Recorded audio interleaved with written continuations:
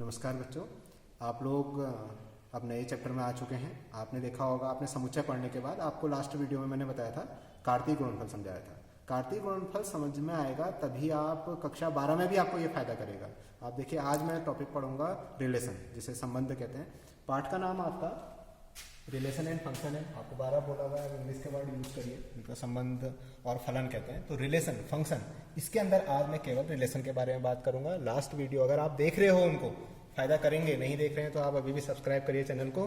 तो रिलेशन में से पहले आपको क्या बताया था, कार्टेशियन प्रोडक्ट। कार्टेशियन प्रोडक्ट जहां छोड़ा था वहीं से क्या आएगा, रिलेशन, और यहीं से फिर रिलेशन जहां छोड़ूंगा अगले साल 12th में, वहीं से आगे स्टार्ट होगा, इसलिए आपके वहां भी काम आएगा।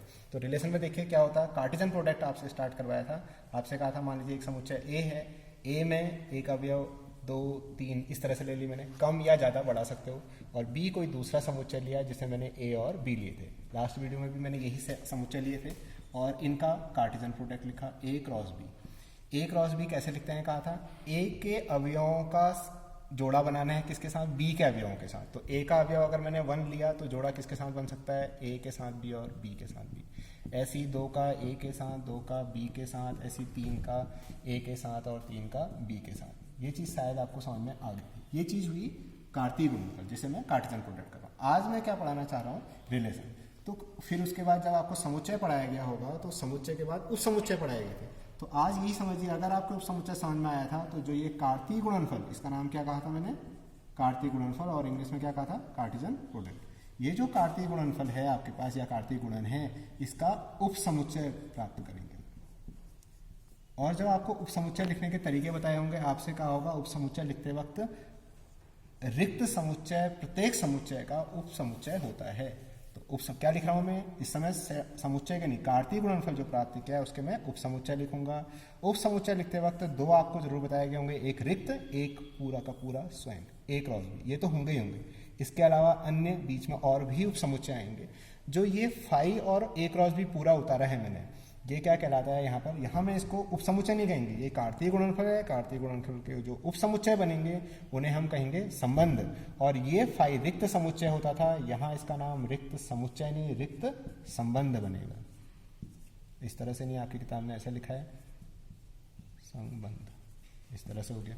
और ये जो हो गया आपके पास, ये पूर्ण वाला आ गया, तो ये एम्प्टी, इसे इंग्लिश में एम्प्टी या वॉइड भी कहते हैं। और ए क्रॉस बी क्या आ गया, यूनिवर्स वाला आ गया, ठीक है, ये यूनिवर्सल रिलेशन। इसके अलावा जो बीच में है वो सब क्या है आपके रिलेशन। ऐसा नहीं कि ये भी रिलेशन नहीं है, ये भी रिलेशन है, लेकिन इनका स्पेशल नेम बता दिया ना, एम्प्टी रिलेशन और यूनिवर्सल रिलेशन। और बीच में जो अन्य आएंगे, इसका मतलब जो कार्तीय गुणनफल प्राप्त किया उसके जो उप समुच्चय लिखूंगा वो क्या बनेंगे, रिलेशन बनेंगे। अब मान लीजिए जो ये कार्तीय गुणनफल है, इसका मैंने एक उप समुच्चय संबंध है करा, इंग्लिश में रिलेशन कहते हैं, इसलिए आर लिखा। आर के अंदर मान लीजिए मैंने इसके कौन कौन छांट लिए, मैंने 1, ए लिख दिया, 2, बी लिख दिया, और आपने कहा नहीं 3, बी भी लिख दो। अवयव इसी में से आएंगे, कहीं बाहर से नहीं आएंगे, ठीक है। अगर मैंने ये एक संबंध लिखा है, इस संबंध के बाद फिर आपसे क्या पूछ सकता है कि इसका प्रांत क्या है, सह प्रांत क्या है, और परिसर। 3 चीजें क्या बोला मैंने, प्रांत, दूसरा क्या बोला, सह प्रांत, और तीसरी चीज क्या बोली, परिसर। ये 3 चीजें पूछता है। तो प्रांत, सह प्रांत और परिसर प्राप्त करना आपको आना चाहिए। अगर आपके पास संबंध इस तरह से लिखा हुआ है, कौन सी फॉर्म कहलाती है, रोस्टर फॉर्म कहलाती है किसी समुच्चय को लिखने की। इसमें जो प्रथम अवयव है, क्या क्या है, प्रथम अवयवों का समुच्चय बनाइए, 1 आया, 2 आया, 3 आया। जो संबंध के अंदर जो पहले अवयव लिखे हैं उनका आप एक समुच्चय बनाएंगे, वह प्रांत कहलाएगा। और जो दूसरे अवयव लिखे हैं, दूसरे अवयव क्या लिखा है, ए लिखा है, बी लिखा हुआ है, यहाँ बी दोबारा लिखा है, आपको पता है समुच्चय लिखते हो तो रिपीट नहीं कराते, तो ये क्या बनाएगा, परिसर। मैंने अभी सह प्रांत नहीं बताया, क्योंकि मैं क्या कह रहा हूँ, संबंध जब इस रूप में लिखा हुआ है, इसमें जो प्रथम अवयवों का आप समुच्चय बनाओगे वह प्रांत है, द्वितीय अवयवों का समुच्चय बनाओगे वह परिसर है। अब सह प्रांत कहाँ है, सह प्रांत को परिभाषित करने के लिए आपको संबंध के बारे में थ्योरेटिकल या एक स्टेटमेंट जैसा लिखा होता है, वो कहता है कि संबंध इस समुच्चय से किसी दूसरे समुच्चय में, जिस समुच्चय से संबंध स्थापित हो रहा है और जिस पर हो रहा है, क्या कहा मैंने, संबंध जिस समुच्चय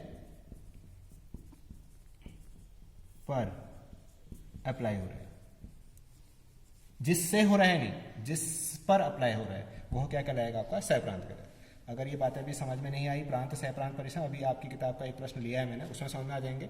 अभी आप बस इतना समझिए इस क्लास 11th के लिए कि कार्तीय गुणनफल का उपसमुच्चय क्या होता है? संबंध होता है। संबंध को प्रतीक रूप में आर से लिखा जाता है। आर से आप कंफ्यूज कर सकते हो, आर रियल नंबर भी होते हैं, वास्तविक संख्याएं भी होती हैं। और किताब के नोटेशन में देखेंगे जब आर्क को इस तरह से डार्क आर अथवा डार्क लिखा होगा तो आप समझिए ये वास्तविक संख्या है, और सिंपल आर लिखा होगा तो यह संबंध के लिए प्रतीक है। तो अभी आप एक उदाहरण देखिए, इसमें समझ में आ जाएगा आपको। तो अब देखिए आपकी किताब का एक प्रश्न लिया है मैंने। मान लीजिए एक समुच्चय दिया है जिसमें 1 2 3 डॉट डॉट करके 14 लिखा हुआ है। तो इसका मतलब 1 2 3 का सीरीज होगा नहीं, 1 2 3 के बाद बीच के अवयव भी होंगे। मैं यहाँ पर लिखा देता हूँ आपको हल करते वक्त। मैंने ए समुच्चय के अंदर कौन कौन अवयव हैं? 1 2 3 4 5 6 7 8 9 10 11 12 13 14 लिखना जरूरी नहीं था, खाली अभी पहला प्रश्न है तब समझा रहा हूँ। संबंध आर के अंदर, आर आपको क्या कहा था मैंने? संबंध क्या होते हैं कहा था? कार्तीय गुणनफल के उपसमुच्चय होते हैं। तो आप चाहें तो पहले कार्तीय गुणनफल निकाल लें, नहीं तो ना संबंध देखिए क्या कह रहा है। संबंध के अंदर जोड़े हैं x, y है। किस तरह से जोड़ा है? 3x - y = 0, 3x - y = 0। इस तरह ये दिया है, जहां x और y क्या कह रहा हूं, जहां मैं ऐसे लिख देता हूं x y कहां के अवयव हैं? a के। और a में कौन है? 1 2 3 4 5 से लेकर 14 तक। अब देखिए इस संबंध को मैं कैसे लिखूं? ये जो लिखा है ये समुच्चय निर्माण विधि है। मैं इसको किस रूप में लिख देता हूं? पहले रोस्टर फॉर्म में। रोस्टर फॉर्म मतलब अलग अलग टुकड़ों के रूप में। कैसे लिखेंगे? देखिए x और y दोनों कहाँ के अवयव लेने? a के। a ये है। अगर मैंने x की वैल्यू 1 ली, अब यहाँ संबंध देखिए, अगर मैं x की वैल्यू 1 लूंगा, क्योंकि पहला पद x है, x की वैल्यू अगर 1 लूंगा तो यहाँ से देखिए इसी को समझने के लिए ऐसा लिख दूं, y = 3x, y को इधर पक्षांतर किया तो 1 किसके साथ संबंध बनाएगा? 3 के साथ। ऐसे आपने कहा नहीं सर 2 लीजिए, 2 लिया तो किसके साथ बनाया? 6 के साथ। 3 लूंगा तो किसके साथ बनाएगा? 9 के साथ। 4 किसके साथ बनाएगा? 12 के साथ। 5 किसके साथ बनाएगा? 15 के साथ। ऐसे तो आप चलाते रह जाओगे सारे। लेकिन क्या ध्यान देने वाली बात थी इस प्रश्न में कि x और y दोनों ही कहाँ के हैं? a के। तो x पहला, y दूसरा, जो कि कहाँ का होना चाहिए था? a का। तो ये 3 आया ना हल करके, तो ये a में था 6 था 9 था 12 था 15 था क्या? नहीं था। इसलिए यहाँ से अवयव आगे को नहीं जाएंगे। ठीक है, इसलिए इस चीज को हमें ध्यान देना चाहिए था कि जो जोड़े बनाने हैं, जोड़े लिखते रह रहा था मैं, लेकिन आपने ध्यान दिया, मैंने 5 का 15 लिखा तो मैंने ध्यान दिया कि यार उसमें तो क्या लिखा है? x और y दोनों ही अवयव कहाँ हैं? एक ही समुच्चय एक है। और अगर आपके समझ में नहीं आया, इसको डिटेल में करना चाहें, आप कहोगे सर ने कहा था कार्तीय गुणनफल, तो पहले आप एक रॉ से ही लिखते। अब सोचिए एक रॉ से ही लिखता कितने सारे अवयव आते हैं? इसमें 14 अवयव हैं, 14 वहाँ हैं, 196 अवयव आप लिखते, उसके बाद छांटोगे तो टाइम लगेगा। ये मैंने संबंध लिखा। ठीक है, संबंध का ये रोस्टर फॉर्म हो गया। तो ए से ए में संबंध है। संबंध कहाँ से? कहाँ? इसको लिखने का तरीका ऐसे समझिए। संबंध है तो आर कहाँ से है? ए से। किस पर है? ए पर। तो जो इसने थ्योरी लिखी है कि ये ए से ए का एक संबंध आर, संबंध का नाम आर, इसको पढ़ते हैं, संबंध है कहाँ से? ए से ए में। इस प्रश्न में ऐसा लिखा है। इसके प्रांत से प्रांत, अभी क्या बताया था मैंने? प्रांत क्या बताया था? मैंने कहा था जब संबंध आप लिख लोगे प्रथम अवयवों का समुच्चय, तो प्रथम अवयवों का समुच्चय देखिए क्या है? प्रथम अवयव 1, यहां से समझ में नहीं आता इसलिए ऐसे लिखवाया 1, फिर क्या 2, फिर क्या 3, फिर क्या 4। ये 4 ही लोग आए, ये क्या कहलाएगा? प्रांत कहलाएगा, जिसे इंग्लिश में डोमेन कहते हैं। क्या कहते हैं? डोमेन। ये चीजें ध्यान रखे रहो, आप कोशिश करोगे इंग्लिश ज्यादा से ज्यादा पढ़ो, आगे कक्षाओं में फायदा करेंगे। फिर दूसरी चीज क्या पूछी है? सह प्रांत। सह प्रांत के लिए मैंने आपसे क्या कहा था? सह प्रांत के लिए आपको थ्योरी देखनी पड़ेगी कि प्रश्न में क्या लिखा था कि संबंध कहां से किस पर है? कहां से है? ए से है। इससे कुछ नहीं, किस पर है? किस पर अप्लाई होता है? किस पर है? ए पर है। तो सह प्रांत कौन है? ए। और ए का पूरा वैल्यू लिखना चाहो तो ए में कौन थे? 1 2 3 से लेकर पूरे 14 तक। और सह प्रांत को क्या कहते हैं इंग्लिश में? कोडोमेन कहते हैं। तो डोमेन आपका, जब आप इस तरह से ये रिलेशन लिख दोगे, पहले अवयवों का समुच्चय प्रांत है, दूसरे अवयवों का समुच्चय क्या बनतेगा था? परिसर। तो मेन इंपॉर्टेंट चीज ये संबंध पढ़ते वक्त प्रांत और परिसर ही होती है। परिसर में कौन आएंगे? जो दूसरे अवयव हैं। कौन कौन है? 3 6 9 और 12। तो ये क्या आ गया आपके पास? परिसर। तो जब आप ये प्रांत, सहप्रांत, परिसर, अभी आप बाद में भी पढ़ोगे, अभी मैंने किस में पढ़ाया है ध्यान रखिएगा, मैंने अभी पढ़ाया है संबंध के अंदर। संबंध के अंदर आपको मैंने प्रांत, सहप्रांत, परिसर पढ़ाया है। इसके बाद नया चैप्टर आने वाला है फलन, उसमें भी यही 3 वर्ड आएंगे, उसमें इन तीनों का मतलब बिल्कुल अलग होगा। इसलिए ध्यान देने वाली बात है, मैंने केवल जो बात आज कही है वो किसके लिए कही है? संबंध के लिए। संबंध में जब आप उसको रोस्टर रूप में लिखते हैं, उसमें पहले पहले अवयवों का समूह प्रांत बनाता है, दूसरे अवयवों का समूह संग्रह समुच्चय जो बनता है वो क्या बनाता है, परिसर बनाता है।